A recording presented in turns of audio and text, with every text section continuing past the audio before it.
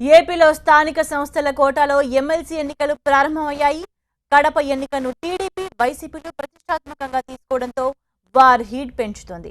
కడపలో వైసీపీ నుంచి జగన్ బాబాయ్ వైఎస్ వివేకానంద, టీడీపీ నుంచి బీటెక్ రవి బరిలో ఉన్నారు. మరోవైపు బాబాయ్ గెలుపు కోసం జగన్ 2 రోజులుగా కడపలోనే మకాం వేశారు. అటు వైఎస్ జగన్, సీఎం రమేష్, ఎమ్మెల్యే ఆదినారాయణ రెడ్డి జమ్మలమడుగులో ఓటు హక్కు వినియోగించుకోనున్నారు.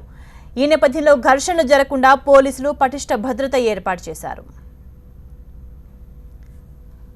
టీవీ నేన్తో సీఎం రమేష్ మాట్లాడుతున్నారు. లైవ్ లో చూద్దాం. వాటర్ అడిగిన వల్ల వాళ్ళు ఎన్నికపోయారు.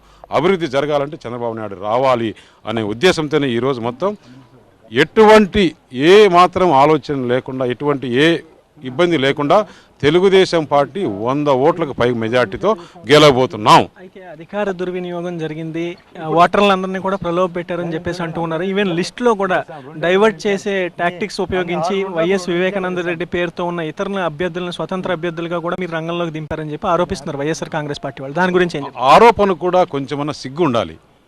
వివేకానంద రెడ్డి అనే వ్యక్తి, ఇంకొక వ్యక్తి ఒక్కటే నామినేషన్.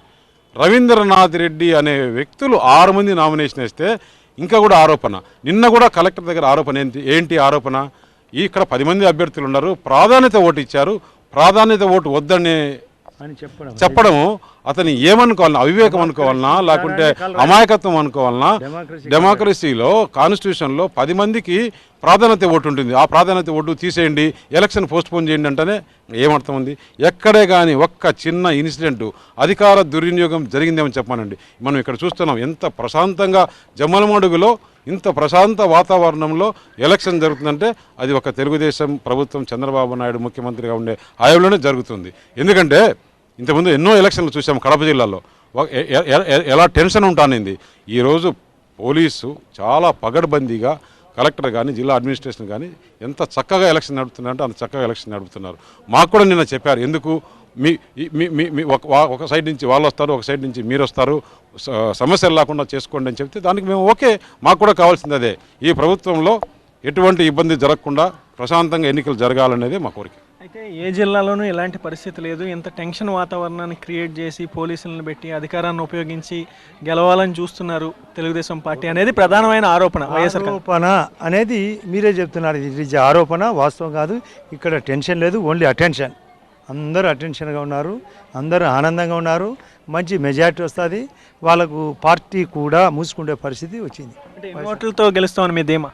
ఎన్ని ఓట్లు? మినిమం 60-100 వరకు కూడా అవకాశం ఉంది. మంచి మెజారిటీ.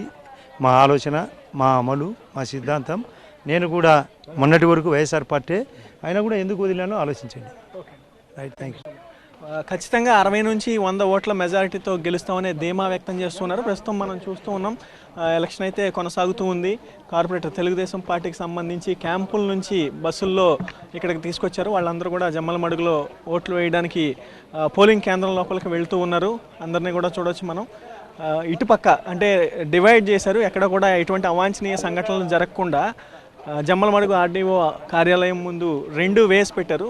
2 మార్గాల నుంచి, ఒక మార్గం నుంచి తెలుగుదేశం పార్టీకి సంబంధించిన వాళ్ళందరూ కూడా జడ్పీటీసీలు, ఎంపీటీసీలు, కౌన్సిలర్లు వస్తే మరొక పక్క నుంచి వాళ్ళకి సంబంధం లేకుండా 2 వేస్ ఏర్పాటు చేశారు.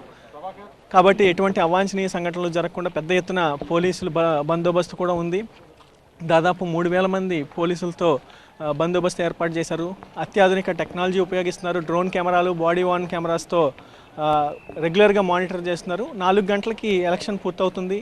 20వ తారీఖున ఫలితాలు రాబోతున్నాయి. అందరూ కూడా ఫలితాల కోసం ఉత్కంఠగా ఎదురు చూస్తున్నారు. కెమెరా పర్సన్ ఆర్ ప్రసాద్తో చైతన్య టీవీ 9 జమ్మలమడుగు. ఇక నెల్లూరు జిల్లాలో ఎమ్మెల్సీ ఎన్నికల పోలింగ్ కు ఏర్పాట్లు పూర్తి చేశారు అధికారులు. జిల్లాలోని అన్ని పోలింగ్ కేంద్రాల్లో పటిష్ట భద్రత ఏర్పాటు చేశారు. ఇక్కడ వైసీపీ నుంచి ఆనం విజయ్ కుమార్ రెడ్డి, టీడీపీ నుంచి వాకాటి నారాయణ రెడ్డి బరిలో ఉన్నారు. మరోవైపు సమస్యాత్మక ప్రాంతాలను గుర్తించిన అధికారులు అక్కడ భద్రత పెంచారు. సీసీ కెమెరాలను ఏర్పాటు చేశారు.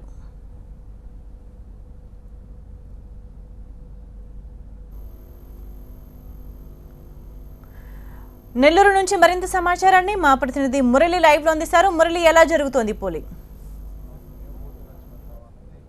నెల్లూరు జిల్లాలో స్థానిక సంస్థలకు సంబంధించినటువంటి పోలింగ్ ఉదయం నుంచి కూడా ప్రశాంతంగా జరుగుతుంది. ఇప్పటి వరకు కూడా 10% పోలింగ్ పూర్తయింది. అంటే ఇది సాధారణ ఎన్నికల్లాగా కూడా ఉదయం నుంచే కూడా బారులు తీరి ఓటర్లు ఓటు హక్కు వినియోగించుకునేటువంటి అవకాశం లేదు. ఇది పూర్తిగా కూడా రెండు పార్టీలు క్యాంపులు ఏర్పాటు చేయడం అనేది, ఎంతమంది అభ్యర్థులు ఉన్నప్పటికీ క్యాంపులు ఏర్పాటు చేయడం అనేది పరిపాటిగా మారిపోయినటువంటి నేపథ్యంలో క్యాంపుల నుంచి వచ్చిన తర్వాత మాత్రమే సభ్యులంతా కూడా ఒకేసారి పోలింగ్ బూత్ వద్దకు వచ్చి ఓటు వేసేటువంటి అవకాశం ఉంది. సో నెల్లూరు జిల్లాలో మొత్తం 5 పోలింగ్ కేంద్రాలు ఏర్పాటు చేశారు. రెవెన్యూ డివిజన్ల వారీగా ఏర్పాటు చేస్తే అందరూ కూడా క్యాంపుల నుంచి నేరుగా కూడా ఆ పోలింగ్ కేంద్రాలకు ఇప్పుడిప్పుడే చేరుకుంటూ ఉన్నారు. ఇటు వైసీపీ చూస్తే హైదరాబాద్లో క్యాంపును ఏర్పాటు చేశారు. ఇప్పుడే నెల్లూరు జిల్లాలో కావలి వరకు కూడా చేరుకున్నారు. కావలిలో కొంతమంది సభ్యులు కూడా ఇప్పటికే ఓటు వేశారు. మరి కొంతమంది నాయుడుపేటలో కూడా 41 మంది వరకు కూడా ఓటు హక్కు వినియోగించుకుంటే ఇంకా టీడీపీకి సంబంధించినటువంటి నేతలందరూ కూడా పోలింగ్ కేంద్రానికి రావాల్సి ఉంది. చెన్నై నుంచి కూడా వీళ్ళంతా కూడా బయలుదేరినటువంటి నేపథ్యంలో అయితే ప్రస్తుతం జరుగుతున్నటువంటి పోలింగ్ సంబంధించి వైసీపీ చాలా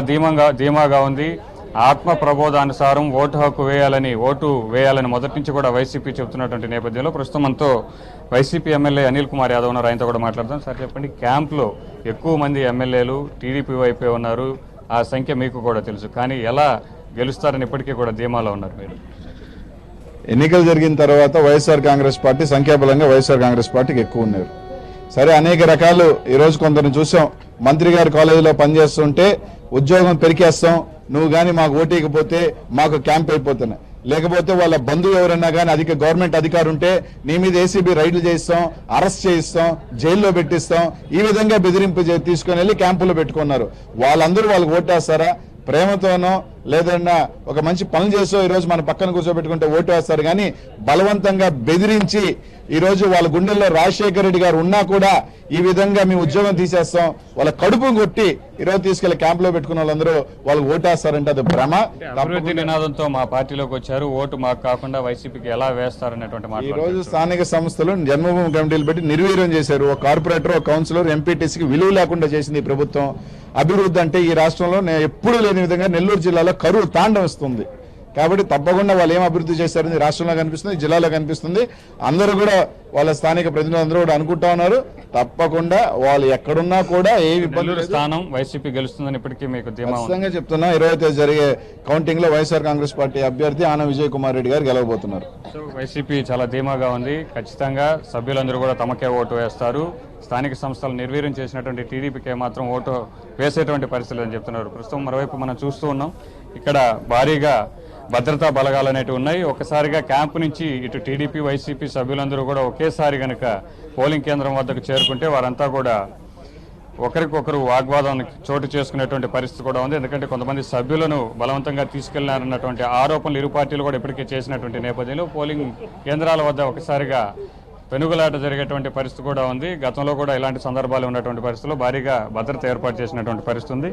మరోవైపు మొత్తం 5 డివిజన్లకు సంబంధించి ఇప్పటిదాకా కూడా 10 నుంచి 10.5% వరకు కూడా 13% ఓటు పోలింగ్ అనేది జరిగింది. ఇంకా 100కి 100% కూడా పోలింగ్ జరిగేటువంటి అవకాశం ఉన్నప్పటికీ క్యాంపు నుంచి నేరుగా అందరూ సభ్యులు పోలింగ్ కేంద్రానికి చేరుకున్న తర్వాత మాత్రమే అందరూ కూడా దాదాపు ఓటింగ్ అనేది పూర్తయిందని చెప్పొచ్చు. అయితే సరిగ్గా 1 గంటకు దాదాపు సభ్యులందరూ కూడా పోలింగ్ కేంద్రాలకు చేరుకుంటే దాదాపు పోలింగ్ అనేది పూర్తయిపోతుంది. కానీ సాయంత్రం 4 గంటల వరకు కూడా పోలింగ్ కేంద్రాలు అనేటివి పనిచేస్తాయని అధికారులు చెప్తున్నారు. ఒకవేళ ఎవరైనా సరే తాము ఓటు హక్కు వినియోగించుకోలేదన్నటువంటి ఆరోపణలు చేస్తూ కావచ్చు, ఓటు వేసే అవకాశం లేకుండా పోయిందని ఎవరైనా ముందుకు వస్తే కనుక అలాంటి వారి కోసం ఛాలెంజ్ ఓటు అంటారు, ఆ ఛాలెంజ్ ఓటు కోసం అవకాశం కల్పించేటువంటి పరిస్థితి. మరోవైపు ఇక్కడ టీడీపీ నేతలు కూడా ఉన్నారు. వారి నమ్మకం ఏ విధంగా ఉందో కూడా తెలుసుకునే ప్రయత్నం చేద్దాం. వైసీపీ చెప్తోంది ఖచ్చితంగా మనస్సాక్షి ప్రకారం ఓటు వేస్తారు, ప్రజలు టీడీపీకి వ్యతిరేకంగా ఉన్నారు కాబట్టి సభ్యులు కూడా వైసీపీనే గెలిపిస్తారని చెప్తున్నారు. మీరేం చెప్తారు?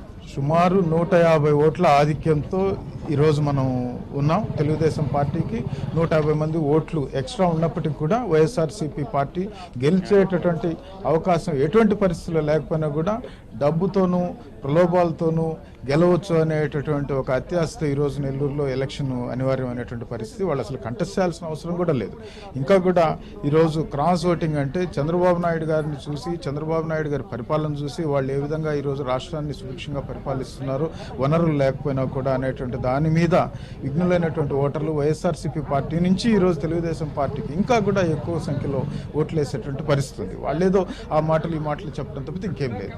సో మొత్తం మీద ఇరు పార్టీలు కూడా ఎవరికి వారి గెలుపుపై ధీమా వ్యక్తం చేస్తున్నారు. అభివృద్ధి నినాదం మమ్మల్ని గెలిపిస్తుందని టీడీపీ చెబుతుంటే అభివృద్ధిని అడ్డుకున్నటువంటి టీడీపీకి వ్యతిరేకంగా ఖచ్చితంగా కూడా వైసీపీయే గెలుస్తుందని వైసీపీ నేతలు చెబుతున్నటువంటి పరిస్థితి ఇక్కడ కనబడుతుంది. Right, thank you Murali.